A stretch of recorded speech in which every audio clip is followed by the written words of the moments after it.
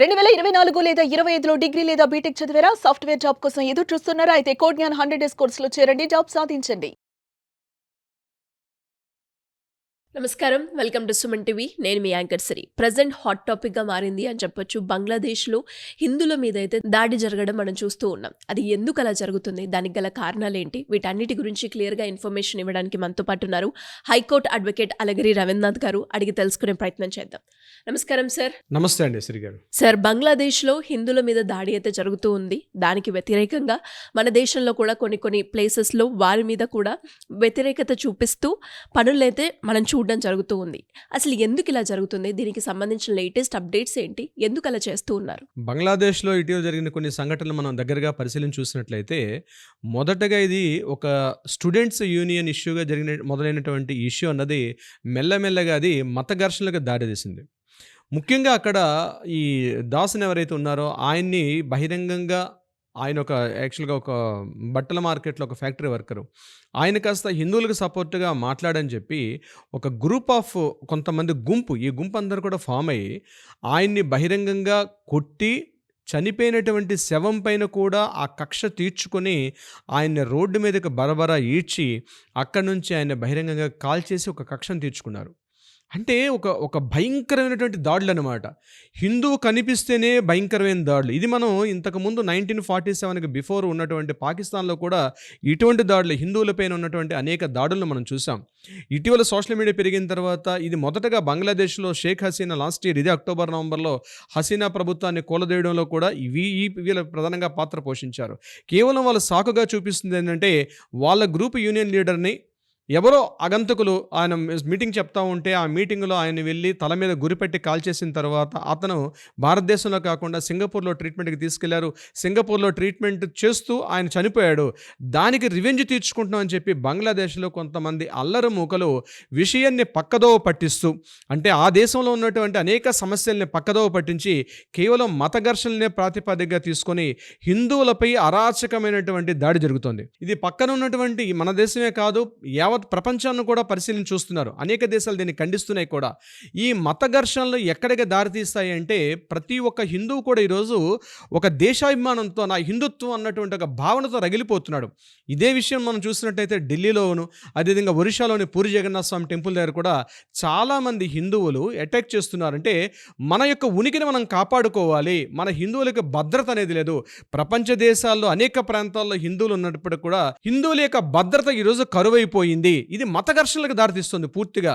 అంటే అక్కడ ఉన్నటువంటి సామాజిక, ఆర్థిక, రాజకీయ ఈ స్థితిగతులను పక్కన పెట్టి హిందువుల్ని చంపడంగా లక్ష్యంగా పెట్టుకున్నారు. అయితే ఎక్కడో బంగ్లాదేశ్లో జరుగుతుంటే నాకేంటండి ప్రాబ్లం అని చాలామంది కాస్త వెనుకడుగేస్తున్నారు. మన దేశం దాకా రాలేదు కదా, ఈ రోజున హైదరాబాద్లో బాగానే ఉన్నాను కదా, ఈ రోజున ఆంధ్రప్రదేశ్లో బాగానే ఉన్నాను కదా అని చాలామంది అనుకోవచ్చు. ఎగ్జాక్ట్లీ. కానీ మనం జాగ్రఫీని, అంటే భౌగోళిక స్వరూపాన్ని కానీ ఒక్కసారి తెలుసుకున్నట్లయితే, భారతదేశానికి ఉన్నటువంటి ఈస్ట్ ప్రాంతంలో మనకి కలకటాను ఆనుకొని సుమారుగా 500-600 కిలోమీటర్ల వరకు బోర్డర్ని కలిగి ఉంది బంగ్లాదేశ్. అంటే కలకటా నుంచి కిందకు వచ్చినట్లయితే మరొక 100-200 కిలోమీటర్ల కిందకు వస్తే ఒరిస్సా కనెక్ట్ అయిపోతుంది. అక్కడ నుంచి అంటే కటక్ ఉన్నటువంటి భువనేశ్వర్ ప్రాంతం, అక్కడ నుంచి ఒక 100 కిలోమీటర్ల కిందకు వస్తే మన ఆంధ్రప్రదేశ్, ఈ రోజున విశాఖపట్నం, ఇటు ఈ ప్రాంతాన్ని టచ్ అయిపోతున్నాం. జస్ట్ ఇంకా అక్కడి నుంచి ముందుకు వస్తే మన హైదరాబాద్. అంటే మనకి ఎంత డిస్టెన్స్లో ఉన్నారు, గట్టిగా చూస్తే 1500 కిలోమీటర్ల డిస్టెన్స్లో ఉంది బంగ్లాదేశ్. ఈరోజు బంగ్లాదేశ్లో ఉన్న హిందువుల దాడి కేవలం మన రాష్ట్రం దాకా వస్తుందంటే మేబీ రావచ్చు, రాకపోవచ్చు, కానీ స్పందించాలి. ఈరోజు ఒరిస్సా ప్రభుత్వం హిందువులందరూ కూడా స్పందిస్తున్నారు, ఈ దాడుల్ని ఖండిస్తున్నారు. ఇదే విషయాన్ని ఈరోజు మన ఆంధ్రప్రదేశ్, తెలంగాణ ఉంటే మేము హిందువులోనే చెప్పుకున్నటువంటి విషయాలు కావచ్చు, లేకపోతే రాజకీయ అస్థిరత ఏదైతే ఉందో ఆ దేశంలో రాజకీయ అస్థిరతను ఖండించాల్సిన పరిస్థితి కూడా ఉంది. మన రాజకీయ నాయకులు ప్రతి ఒక్కరు బయటకు వచ్చి ఈరోజు మాట్లాడాల్సిన పరిస్థితి వచ్చింది. లేకపోతే తను ఎక్కడో వీధి చివరి నిప్పంటుకుంది కదా, నా ఇంటి దాకా రాదనుకుంటే డెఫినెట్గా మన ఇంటికి కూడా ఈ రోజు కాకపోతే రేపు కాకపోతే ఎల్లుండి తప్పనిసరిగా ఆగ్రహ జ్వాలలు వచ్చే అవకాశం కూడా ఉంటుంది. ఇది కేవలం మత ఘర్షణలు మాత్రమే ప్రబలింది, అంతేనా? అంతేకాదు.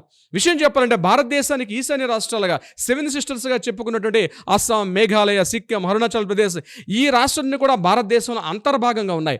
అక్కడ భారతదేశం నుంచి సిలిగురి అనే ప్రాంతం, అంటే వెస్ట్ బెంగాల్లో ఉన్నటువంటి చికెన్ నెక్ అంటారు, ఆ చికెన్ నెక్ ప్రాంతం అంటే సుమారుగా దాని విడ్తు కూడా ఉండేది ఒక 40 కిలోమీటర్లు కూడా ఉండదు. గట్టిగా చెప్పాలంటే ఒక 22-30 కిలోమీటర్ల డిస్టెన్స్ నుంచి కార్లలో వెళ్తే మన ఈశాన్య రాష్ట్రాలకు వెళ్లాల్సినటువంటి దారి ఉంది. ఆ సిలిగురి ప్రాంతాన్ని కానీ వాళ్ళు ఆక్యుపై చేసుకుంటే ఈశాన్య రాష్ట్రాల్లో ఉన్నటువంటి మన దేశం యొక్క భూభాగం కూడా పూర్తిగా కనుమరుగయ్యే పరిస్థితి ఉంటుంది. పైనుంచి చైనా దాడులు, బంగ్లాదేశ్లో మత ఘర్షణలు ఆ ఈశాన్య రాష్ట్రాలను పూర్తిగా ఆక్యుపై చేసుకున్న ఉద్దేశంతో అనేక మత ఘర్షణలు ఈరోజు అక్కడ దారితీస్తున్నాయి. ఈరోజు వాళ్ళు ప్లే చేస్తున్న ప్లే కార్డ్స్లో కూడా మాట్లాడుతున్న విషయాలు ఏంటి? భారతదేశాన్ని మేము పూర్తిగా అస్థిరతం చేస్తాము. ఈశాన్య రాష్ట్రాలు ఏవైతే 7 రాష్ట్రాలు ఉన్నాయో ఆ 7 రాష్ట్రాలను కూడా మేము స్వాధీనపరుచుకుంటామని చెప్పి వాళ్ళు అల్లరి ముక్కలు మాట్లాడుతుంటే ఈరోజు బంగ్లాదేశ్ ప్రభుత్వం దాని మీద మిన్నెట్టు కూర్చొని, అంటే ఏమీ మాట్లాడుకు నిమ్మక నీరెత్తునట్టు కూర్చుంటున్నారు. ఏదో తూతూ మంత్రంగా అక్కడ వ్యవహరిస్తున్నారు. ఈ విషయాన్ని గట్టిగా తీసుకొని అక్కడ ఈ మత ఘర్షణ అణచకపోతే ఈరోజు పక్కింటో కాలింది, వీధి చివర కాలినటువంటి ఆగ్రహ జ్వాలు మెల్లమెల్లగా రాజుకొని మన తెలుగు రాష్ట్రాలకి జస్ట్ ఓన్లీ ఒక 1500 కిలోమీటర్ల డిస్టెన్స్ ఉన్నటువంటి మన తెలుగు రాష్ట్రాలకు కూడా ఈ వచ్చే అవకాశం ఉంటుంది. ఈరోజు మనం బాగానే ఉన్నాం. ఈరోజు మన రాష్ట్ర ప్రభుత్వాల అసెంబ్లీలో మనకి మెజార్టీలు బాగున్నాయి, కానీ తొందరలోనే ఈ ఆగ్రహ జ్వాల వచ్చే అవకాశం ఉంది. ఈరోజు వెస్ట్ బెంగాల్ పక్కగా ఉన్నటువంటి ఒరిస్సా రాష్ట్రం ఈరోజు స్పందించి వాళ్ళు పూరి జగన్నాథ స్వామి టెంపుల్గా అనేక మంది కార్యకర్తలు ఈరోజు దాన్ని ప్రభుత్వం మీద ఒత్తిడి తీసుకొస్తున్నారు. ఇది కేంద్ర ప్రభుత్వం యొక్క పని, మాది కాదనుకోకూడదు. ఇది మన ప్రభుత్వం, మనం కూడా స్పందించాల్సిన ఆవశ్యకత ఉంది. ప్రపంచ దేశాలు గుర్తించాల్సిన అవసరం ఉంది. ఐక్యరాజ్య సమితిలో కూడా ఈ విషయాన్ని మాట్లాడాల్సిన పరిస్థితి ఉంది. కేవలం కుల రాజకీయాలు, కుమ్ములాటల్లో కొట్టుకొని మనకు సంబంధం లేని కూర్చుంటే ఏదో ఒకరోజు ఈరోజు బంగ్లాదేశ్ జరుగుతున్న ఆగ్రహ జ్వాలు మనకు వచ్చే అవకాశం ఉంటుంది. అంతేకాకుండా ఇప్పుడు నేను చెప్పినట్టుగా భారతదేశం మీద మాత్రమే పూర్తిగా ఆధారపడినటువంటి దేశం ఏదైనా ఉందంటే అది బంగ్లాదేశ్. మొన్నటి వరకు బంగ్లాదేశ్లో ఇటువంటి రాజకీయ అస్థిరత లేదు, కానీ రీసెంట్గా పాకిస్తాన్ నుంచి వచ్చినటువంటి కొంతమంది ముష్కర మూకలు, జిహాద్ చెప్పినటువంటి ఐఎస్ఐ టెర్రరిస్టులు కానీ వీళ్ళందరూ కూడా ఇటీవల బంగ్లాదేశ్ ఉంటే ఆ కుర్రవాళ్ళని, అంటే ఏదైతే ఉందో ఆల్రెడీ పాకిస్తాన్ అస్తవ్యస్తమైంది. భారతదేశంలో ఎప్పుడైతే నోట్ల రద్దు కార్యక్రమం జరిగిందో ఈరోజు పాకిస్తాన్ యొక్క పరిస్థితి అస్తవ్యస్తం అయిపోయింది. ఈరోజు అక్కడ పెట్రోల్ ధర సుమారుగా చూసినట్లయితే 350 రూపాయల నుంచి 400 రూపాయలు ఉంది.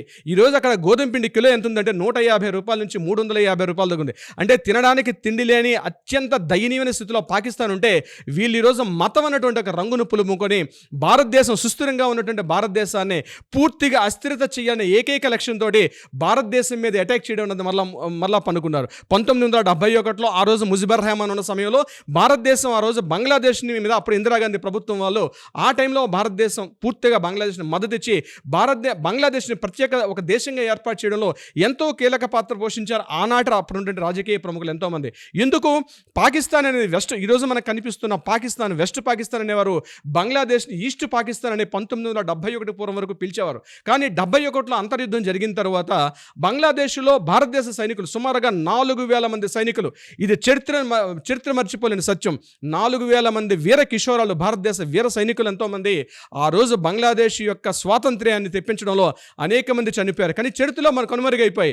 ఇది చెప్పాల్సిన ఆవశ్యకత భారతదేశ నాయకులు, ప్రజాప్రతినిధుల మీద కూడా ఇది చాలా వరకు ఉంటుంది. 4000 మంది సైనికులు మనం ఆ రోజు 71 బంగ్లాదేశ్ యొక్క స్వాతంత్ర పోరాటంలో మునిగిపోయాం. అంతేకాకుండా భారతరత్న అవార్డు ఎవరికి ఇస్తారు? కేవలం భారతదేశం యొక్క భవిష్యత్తుని, భారతదేశానికి ఒక నాందిగా పలికినటువంటి వ్యక్తులకు మనం భారతరత్న ఇచ్చుకుంటాం. కానీ ఖాన్ అబ్దుల్ గఫార్ ఖాన్ అని చెప్పినటువంటి ఒక మహానుభావుడిని, అతను బంగ్లాదేశ్ దేశీయుడు, అతన్ని సరిహద్దు గాంధీగా పిలుచుకుంటారు. అతన్ని మనం భారతరత్న అవార్డు ఇచ్చి మనం సత్కరించుకోవడం జరిగింది. అంటే బంగ్లాదేశ్ అనేది అదొక దేశంగా ఏ రోజు మనం చూడలే.